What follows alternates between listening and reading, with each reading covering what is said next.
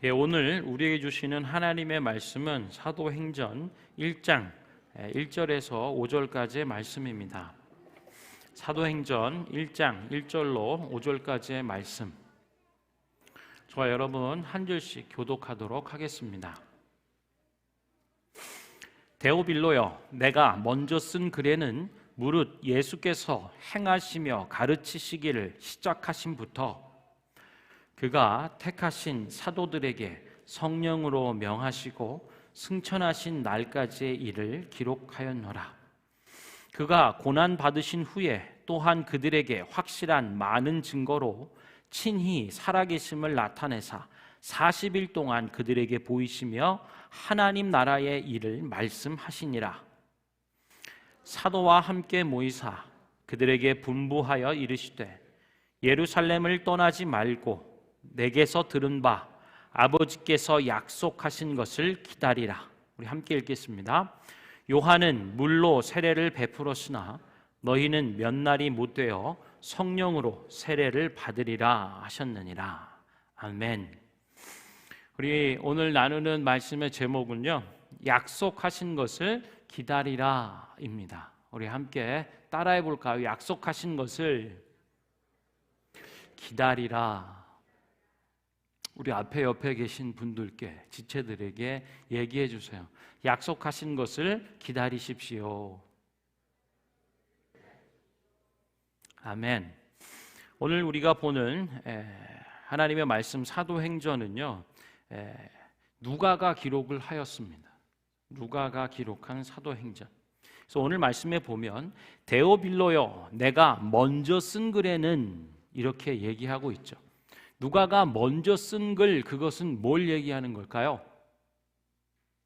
뭐죠? 누가복음이죠. 누가가 쓴 누가복음. 그리고 사도행전은 누가가 이어서 쓴 사도행전이라고 할 수 있어요. 내가 먼저 쓴 글에는 무릇 예수께서 행하시며 가르치시기를 시작하심부터 그가 택하신 사도들에게 성령으로 명하시고 승천하신 날까지의 일을 기록하였다라고 말씀하고 있어요. 그러니까 1편이라고 표현할 수 있는 누가복음의 내용이 뭔가라고 하는 것을 다시 한번 정리해 주는 거죠. 예수님께서는 회당에서 가르치시고요, 모든 각색 병든 자들을 고쳐주셨고 천국 복음을 전파하셨다라고 누가복음은 세 가지 동사로 요약을 해요. 가르치시고 고쳐주시고 천국 복음을 전파하시는 예수님의 사역, 그것을 기록하였다라고 얘기하고요, 이것을 또 다르게 표현해 본다면 예수님의 십자가의 죽으심과 그의 부활하심을 기록하였다 라고 말하고 있습니다. 그리고는 얘기하죠. 예수님이 승천하시길 때까지. 그래서요, 누가복음과 사도행전은 가르는 분기점은 예수님의 승천하심입니다.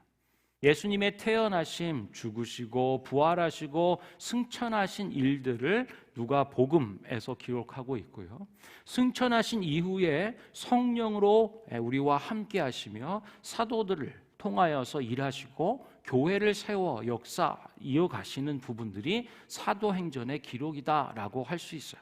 그래서요, 누가가 쓴 누가복음과 사도행전의 분량은 신약 성경 전체에서 4분의 1 정도에 가깝게 해당하는 아주 많은 분량을 차지하고 있어요.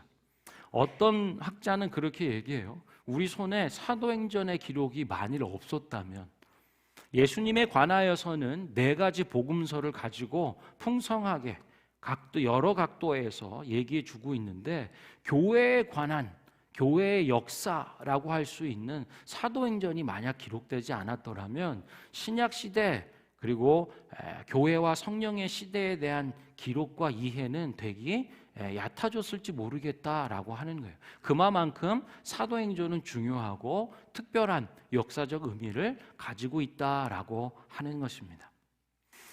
이 사도행전을 통하여서 우리는 무엇을 배우고 또 무엇을 도전받게 되냐라고 한다면 성령이에요. 예수 그리스도의 영이신 성령 하나님에 관하여 우리는 많은 것을 발견하게 돼요. 성령의 세례와 성령의 충만함과 성령의 권능과 성령의 역사하심, 이것이 사도행전 1장부터 28장까지 기록되어 있습니다. 1편이라고 얘기할 수 있는 누가복음에도요, 시작은 데오빌로 가카요 라고 이렇게 부르고 있는데, 사도행전에도 마찬가지예요. 짝을 이루는 것처럼 데오빌로요 이렇게 얘기하고 있죠.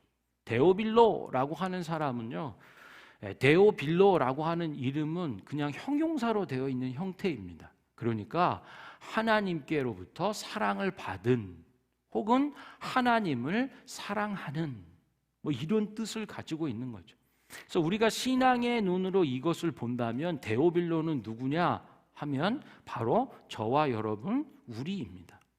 하나님의 사랑을 받은, 그래서 그 사랑 안에서 우리는 하나님을 사랑하게 된, 그것이 데오빌로라고 하는 이름의 뜻, 의미인 거죠. 데오빌로요, 여기에요. 여러분 자신의 이름을 한번 넣어보세요. 하나님의 아들 예수 그리스도를 통하여 우리는 하나님의 사랑을 받은 사람들이에요.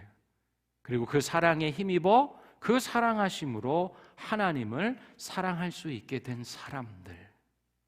그래서 사도행전을 2000년 전에 기록된 하나님의 말씀으로만 모아두지 않고 오늘날 역사하는 하나님의 말씀으로 받기에 좋은 한 가지 방법은 데오빌로요 이 자리에 여러분의 이름을 넣어보는 것입니다.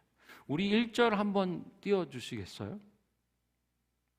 저기 읽을 때 여러분의 이름을 넣어서 한번 읽어보세요. 굉장히 어려운 일인데 하실 수 있겠죠? 네, 하실 수 있으리라 믿고요. 한번 읽어보겠습니다. 시작.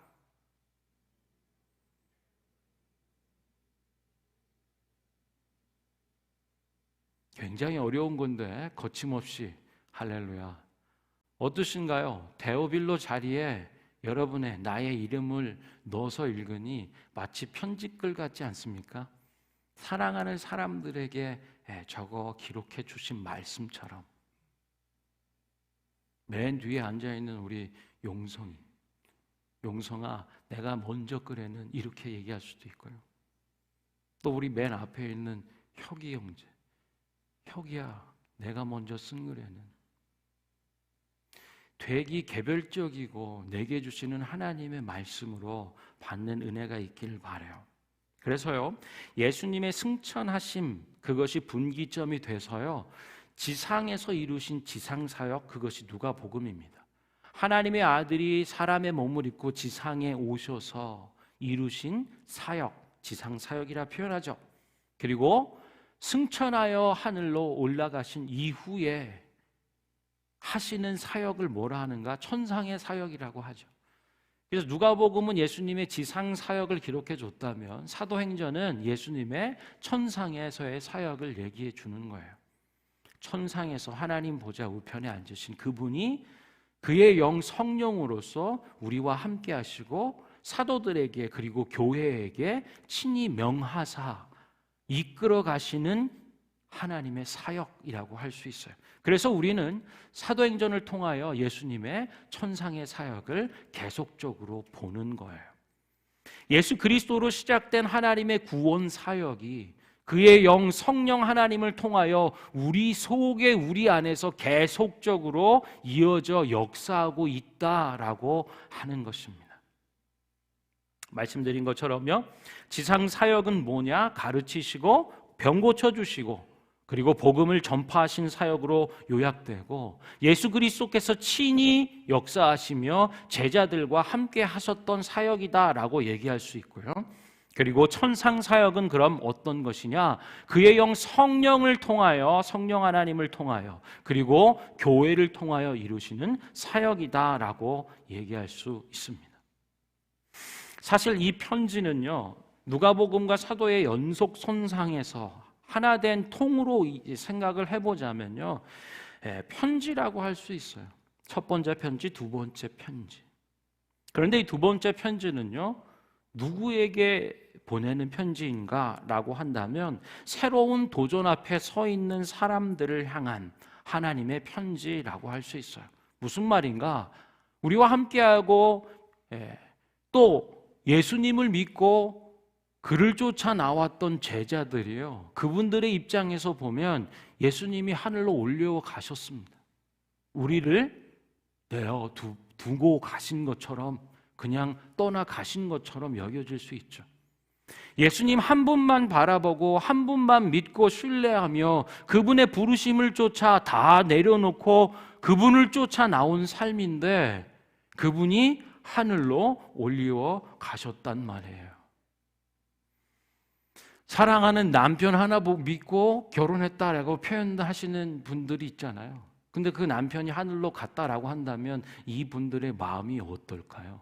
마치 혼자 남겨진 고아와 과부와 같은.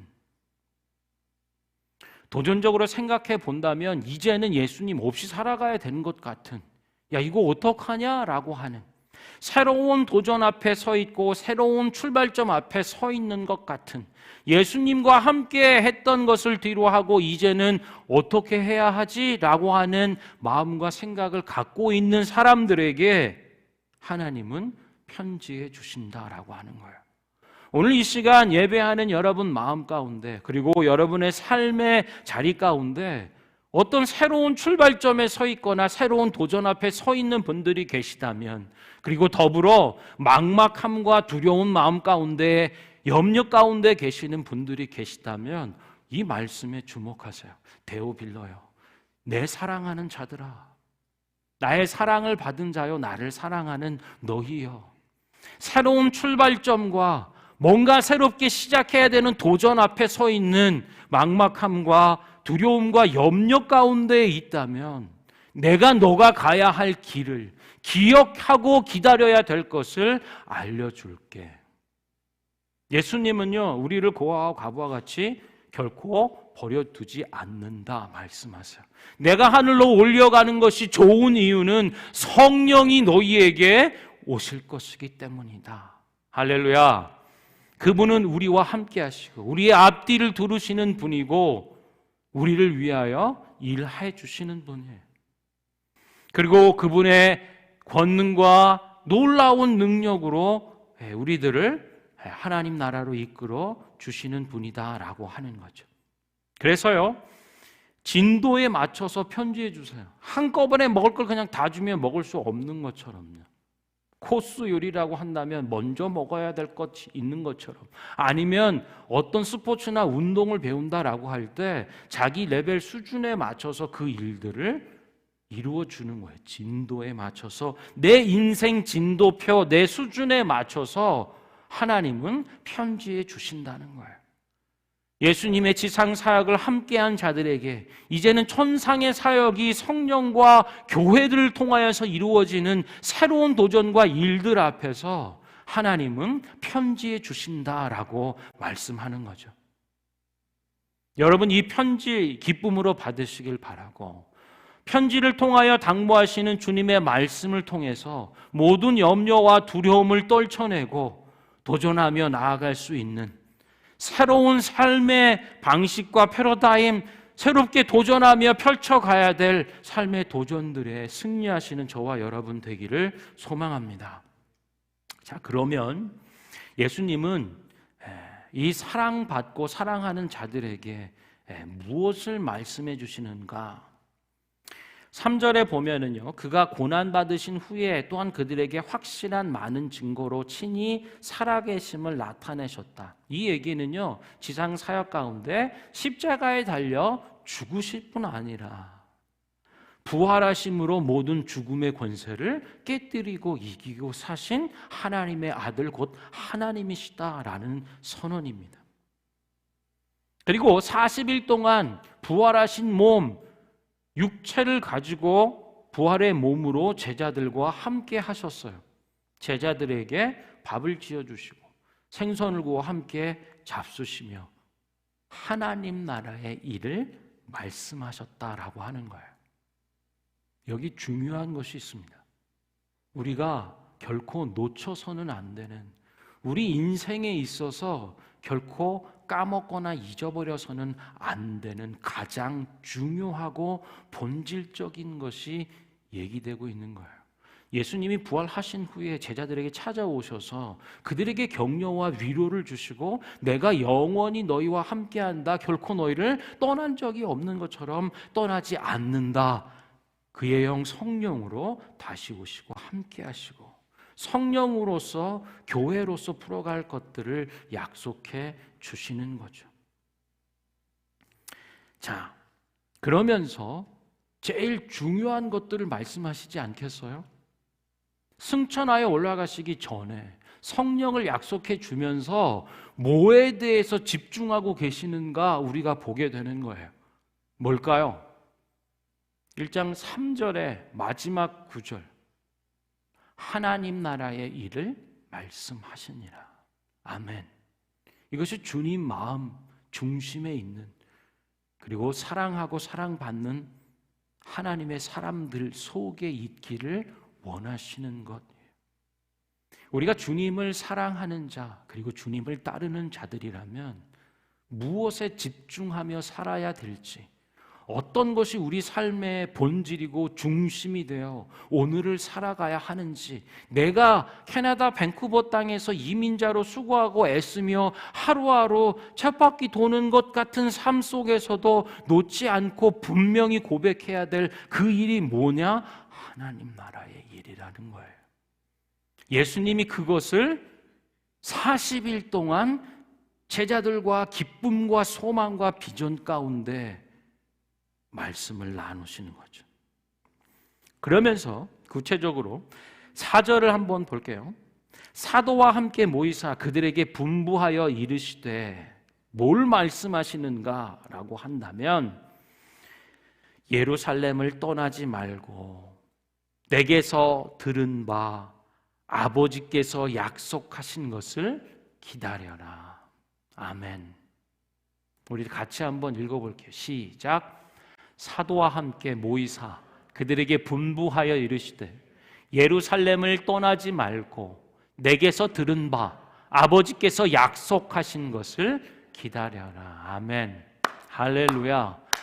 여기에 모든 사도행전의 이 부분 중요한 것이 서론교회에 해당한 중요한 내용이 있어요.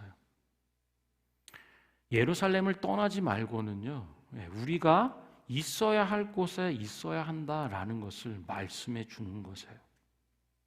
너희가 있어야 될 삶의 자리가 어디인가? 너희가 풀어가야 될 사명의 하나님 나라의 일의 자리가 무엇인가를 묻고 있는 거죠. 예루살렘을 떠나지 말.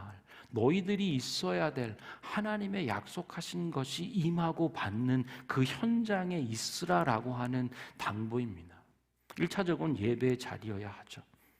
하나님과 말씀과 성령을 통해서 하나님과 교제하고 연합하는 이 예배의 자리에 있어야 하는 거예요. 하나님의 약속이 이루어지는, 그것이 현실로 이루어지는 현장에 있어야 한다라고 얘기하고요. 내게서 들은 바라고 하는 것은요, 여러분 다른 들리는 소리가 얼마나 많습니까? 세상의 소리가 얼마나 많아요. 여러분들이 관심을 기울이며 주의 깊게 듣는 것들이 있을 것입니다. 배우는 것들도 있을 것이고 투자해서 가치를 더 어떻게 해나가려고 하는 것들이 있을 거예요. 뭐 다 좋습니다만 오늘 성경을 통해서 분명히 우리들에게 주시는 말씀은 내게서 들은 바예요. 하나님께로부터 들은 바, 그분의 말씀. 자, 여러분 가운데 하나님 말씀을 듣는 귀, 보는 눈, 깨닫는 마음 있기를 축원합니다. 있어야 할 곳을 떠나지 않고 들어야 할 하나님의 말씀을 들을 때 요거예요. 아버지께서 약속하신 것, 그것을 기다리라고 말씀하는 거예요. 아버지께서 약속하신 것, 그것을 기다려라. 하늘 아버지, 하나님 아버지께서 우리에게 약속하신 것을 기다리래요. 여러분, 하나님이 여러분에게 약속하신 것은 무엇입니까? 여러분에게 주신 하나님의 약속, 그것을 기다리래요.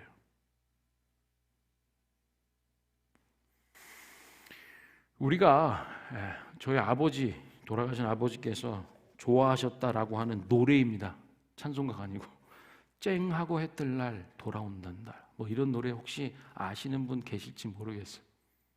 쨍하고 해 뜬 날 돌아온단다. 모르겠어요. 뭘 기다리고 뭘 돌아오는 것을 얘기하시는지. 사람들은요, 누구나 기다리는 게 있어요. 소망하고 바라는 것이 없으면 오늘을 살아갈 힘이 없습니다. 버텨내고 견뎌낼 지루하고 힘겨운 이 삶을 계속해 나가기가 힘들어요. 아마 여러분 속에는 반드시 아마 뭔가를 기다리고 있을 거예요. 한방 진짜 대박이 터지든지, 돈을 많이 벌든지, 명주권이라든지, 뭐 자녀에 관한 일들이나 배우자에 관한 관계의 일들이나, 몸이 연약하고 아프다면 건강의 일들이거나, 우리가 소망하고 바라고 기다리는 것들이 있다는 거예요. 다 좋습니다. 그런데 우리가 아까 말씀드린 것처럼 까먹으면 안 되는 게 있어요. 잊어버리면 결코 안 되는 것들이 있습니다. 바쁜 세상, 힘겨운 세상 가운데 우리가 깜빡 놓치기가 쉬워요. 몰려오는 급박한 상황들 때문에 놓쳐버리기가 쉽다는 거예요. 그게 뭐냐? 하늘 아버지께서 약속하신 것, 그것 기다려라. 저는요, 저와 여러분이, 그리고 우리와 우리 다음 세대 자녀들이 하나님의 약속을 잊지 않고 기다리는 사람들 되기를 축원합니다. 예배 드리는 이 일도 하나님께서 약속하신 하나님의 약속을 되새기는 자리가 될 줄로 믿습니다. 잊어버리고 깜빡했던 거, 본질이 무엇인지, 정말 가장 중요하고 영원한 것이 무엇인지, 그것을 날마다 새롭게 하는 자리가 될 줄 믿습니다. 하나님께서요, 약속을 주세요. 예루살렘을 떠나지 말고 너희가 있어야 할 곳에서 내게서 들은 바 세상 소리에 귀 기울이는 것이 아니라 바로 아버지께서 약속하신 그것을 기다려라 라고 말씀하는 거예요. 약속을 기다리는 은혜가 있기를 축원합니다. 누가복음에 보면 예수님의 탄생을 고대했던 사람들을 얘기하고 있어요. 한평생 과부로서 남편과 7년 살고 그리고는 과부가 된 형편 안에서 성전에서 70, 80세까지 기다리면서 기도하면서 하나님의 약속을, 하나님의 구원을 기다린 사람들을 얘기해요. 그리고 그 분들의 입술을 통하여서 고백하는 감격의 소리, 감탄을 넘어서서 정말로 하나님이 주신 구원의 빛을 내가 보게 되었다라고 얘기하는 그 고백. 하나님 앞에서 어떤 약속을 고대하며 살아가십니까? 한방 인생 허무하지 않을까요?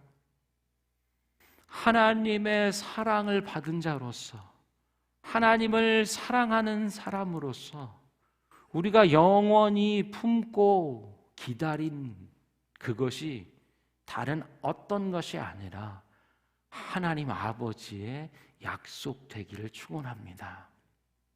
우리는 약속을 받은 사람이고 약속을 기다리는 사람이에요. 기다림의 은혜가 있길 바라요. 어떤 분은 기다림의 법칙, 바람의 법칙 뭐 얘기도 하는데요. 약속을 기다리는 은혜. 자, 그러면 그 실체가 뭐냐라고 얘기한다면 예루살렘 떠나지 말고 내게 들은 바 아버지께서 약속하신 그곳을 기다리라 했을 때 5절은 그렇게 얘기합니다. 성령으로 세례를 받을 거야. 그것을 기다리고 고대하라라고 하는 거예요. 예수 그리스도의 십자가의 죽음과 부활 이후의 시대를 사는 사람들에게 가장 중요한 본질적인 약속, 주목하며 고대하고 갈망해야 할 그것은 무언가 성령으로 세례를 받는 것입니다. 다른 말로 표현하면 성령의 충만함을 입는 거예요. 성령의 세례와 성령의 충만함, 그것이 사도행전의 답이에요. 우리 인생들을 향한 하나님의 사랑을 받은 자요, 하나님을 사랑하는 사람들, 내 인생의 답은 바로 성령 세례와 성령의 충만함입니다. 아멘. 믿으시면 아멘 하십시오. 내 인생의 가장 중요하고 본질적인 하나님으로부터 온 충만하고 풍성한 생명의 것들은 성령으로 이루어진다라고 하는 거예요. 그래서 예수님 말씀하신 거예요. 예수님이 이루신 십자가의 죽음과 부활하심, 그것이 오늘날 깨달아지고 바로 나의 죄를 위하여 죽으신 대속의 죽음이며 모든 사망과 저주의 어두움의 일들을 멸하고 이기신 부활하심이 오늘 나의 것으로 깨달아지는 역사는 바로 성령을 통하여서 이루어지는 것이에요. 성령 안에서 거듭난 심령, 새로운 심령, 본질상 진노의 자녀였던 자들이 이제는 죄악을 벗어내고 하나님의 자녀로 신생, 거듭나 새로워지는 그 역사가 오직 성령 안에서 이루어진다라고 하는 거죠. 어떤 분은요, 사도행전을 이름 지을 때 어떤 역사하심, praxis라고 하는 오래된 단어로부터 이름들이 왔거든요. 그러면서 한 사람이 주목을 해요. 야, 이거 누가 뭘 역사 일한 건데? 그랬더니 어떤 시대에서는 사도들, the acts of the apostle이라고 얘기하는 사도들이 행함 역사라고 이름을 짓고요. 또 어떤 사람 book of Acts, 뭐 미국식 이름이 되는 거기도 하죠. 그러면서 어떤 사람이 얘기를 해요, 학자가.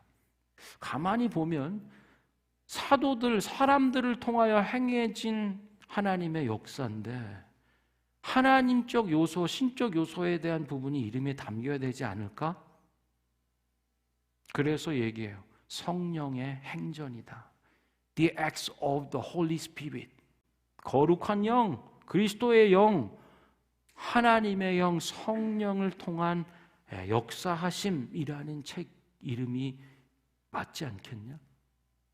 제가 이 얘기를 드리는 이유는요, 여러분의 인생을 한번 회고해 보세요. 그리고 인생의 어느 마지막 날이 올 때 여러분의 인생을 회고록을 작성해 본다면 내가 이런 일들을 했고 저런 일들을 했으며 어릴 때는 이런 유년기의 삶을 살았고 청소년, 청년, 중년, 장년, 노년에 이르기까지 이런 삶을 이렇게 해왔다 얘기할 수 있겠지만요, 그것을 기록할 때 하나님이 빠질 수 없는 거죠. 성령이 역사하시는 인생, 성령이 압도적으로 주도해 나가시는 인생.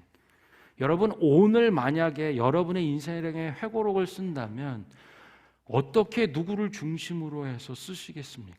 이것은 오늘 우리가 어떤 믿음의 고백으로 살아가고 있는지를 나타내 보여주는 얘기일 수 있습니다. 숙제를 드릴게요. 다음 주에 오시기 전까지 여러분의 인생 회고록을 한번 써보세요. 유년기, 청소년기, 대학 청년 뭐 있죠? 장년, 중년, 노년에 이르기까지 누구의 이름으로 어떻게 쓰여지는가를 한번 보십시오. 사도행전은 성령의 행전이라고도 얘기하고요. 28장 끝날 때쯤 보면 오픈 구조예요. 열린 결말이라고 하죠. 이게 끝난 건가? 방점이 그냥 피어리드가 끝난 건가? 컨클루전인가? 라고 얘기하긴 애매해요. 왜 그럴까요? 성령의 행전이기 때문에 그래요. 성령에 의해서 복음으로 새롭게 빚어지고 태어난 사람들이 계속적으로 이어지는 성령의 행전, 그래서 마침표로 책을 닫아버릴 수가 없는 하나님 나라의 역사를 얘기하는 거예요. 그래서 교회는 계속적으로 성령의 행전을 써나가는 것입니다. 여러분, 우리 찬양하면서 좀 기도했으면 좋겠는데요. 하나님은 어떤 분이신가? 편지 써주시는 분이에요. 새로운 도전과 출발점 앞에 서 있어서 두려운 마음과 떨리고 염려되는 마음들 가운데 있는 자들을 향해서 편지 써주시는 거예요. 걱정하지 마라. 염려하지 마라. 예루살렘을 떠나지 말고 내게 들은 바 아버지의 약속하신 것을 기다려라.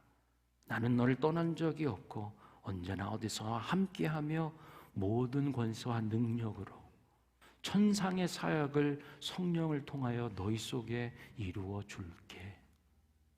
이 편지를 받는 사랑하는 사람들, 사랑받은 사람들, 더불어 어떤 것을 우리가 기다리고 있는가? 성령 안에서 하나님이 우리에게 주신, 깨닫게 해주신 아버지의 선물, 약속을 기다리는 사람 되기를 축원합니다. 우리 함께 찬양하도록 하죠.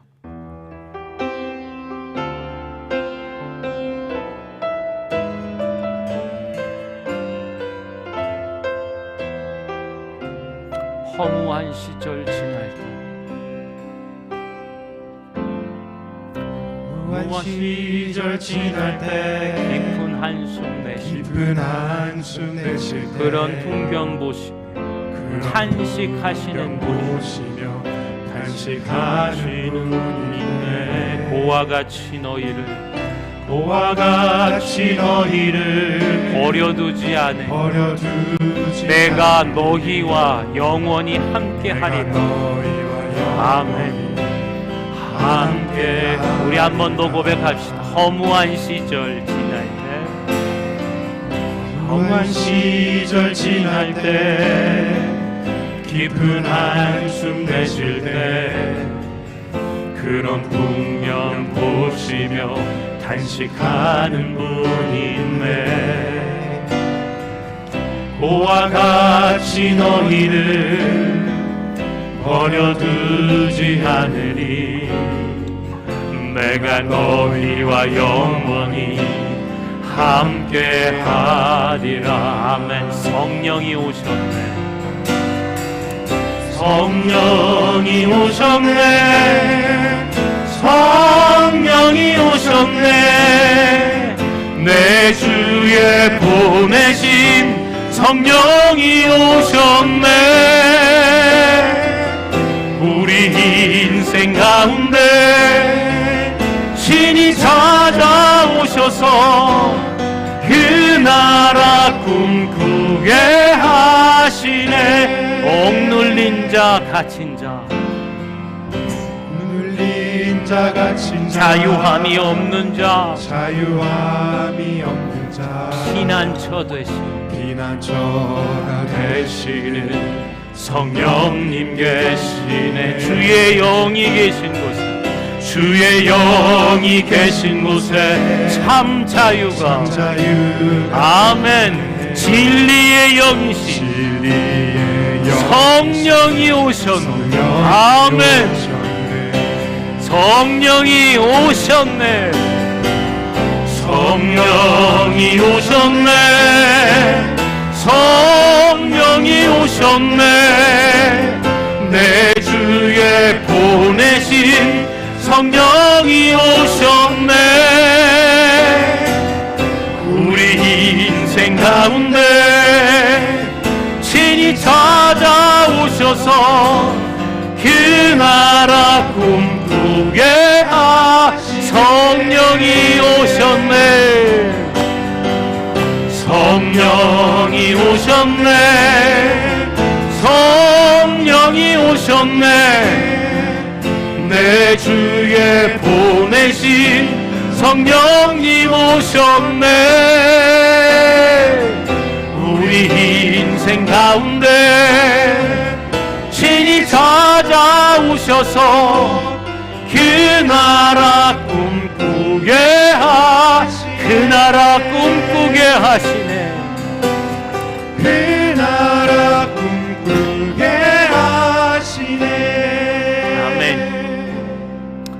성도 여러분, 이 시간 한번 기도할 때에 새로운 출발점 안에 혹은 새로운 도전 앞에 서 있는, 새롭게 발걸음을 떼어내야만 하는 상황 가운데 암담함과 막막함과 두려움과 염려 가운데 있다면 그런 자들을 향하여 하나님이 편지를 보내주세요. 그 이름 꾹꾹 눌러 쓰셔서 하나님을 사랑하는 자, 하나님의 사랑을 받은 자여, 모든 염려와 두려움 가운데 있다면 내 편지에 귀 기울이라 말씀하십니다. 성령은 그 편지를 통하여서 우리에게 말씀해 주세요. 우리가 있어야 할 곳, 귀 기울여야 할 것, 바로 아버지의 약속하신 것을 기다려야 하는 것을 말씀해 줍니다. 사랑하는 성도 여러분, 무엇을 기다리고 고대하고 있습니까? 다른 어떤 것이 아니라 우리 주 예수 그리스도 성령 안에서 깨닫게 하시고 꿈꾸게 하신 아버지의 약속하신 그 약속을 꿈꾸는 자들, 기다리는 자들 되길 원합니다. 우리 시간 기도할 때 주님, 하나님이 약속하신 것들을 기다리는 인생 되게 하여 주옵소서. 함께 기도하겠습니다. 아멘.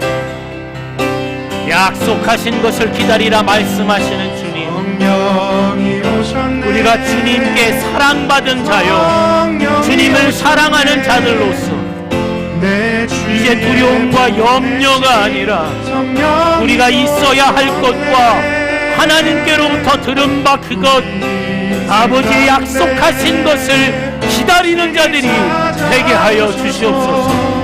하나님, 모든 염려와 걱정과 두려움을 떨쳐버리시는 그리스도의 영 성령으로서 하나님의 약속하신 것들을 사모하는 자들이 되게 하여 주시옵소서. 하나님, 우리 마음과 인생 가운데 기다리는 것들이 무엇입니까?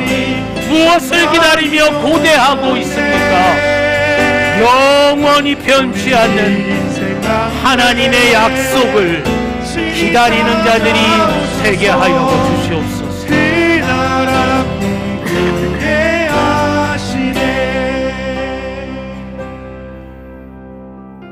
내 사랑을 받은 자들이여, 그리고 나를 사랑하는 너희여, 예루살렘 떠나지 말고 너희가 있어야 할 그곳에서 내게서 들은 바, 세상의 소리가 아닌 내게서 들은 바 그것, 아버지께서 약속하신 것을 기다리라 하시는 이 말씀과 당부를 오늘 마음 가운데 품고 새롭게 예배합니다.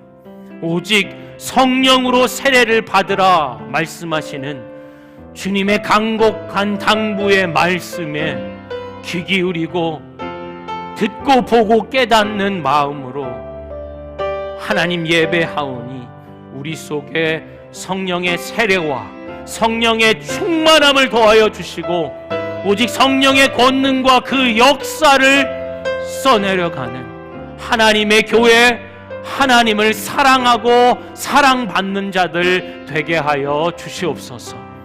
그렇게 역사 인도하시는 예수 그리스도, 그리고 그분의 영 성령으로 기도합니다. 아멘.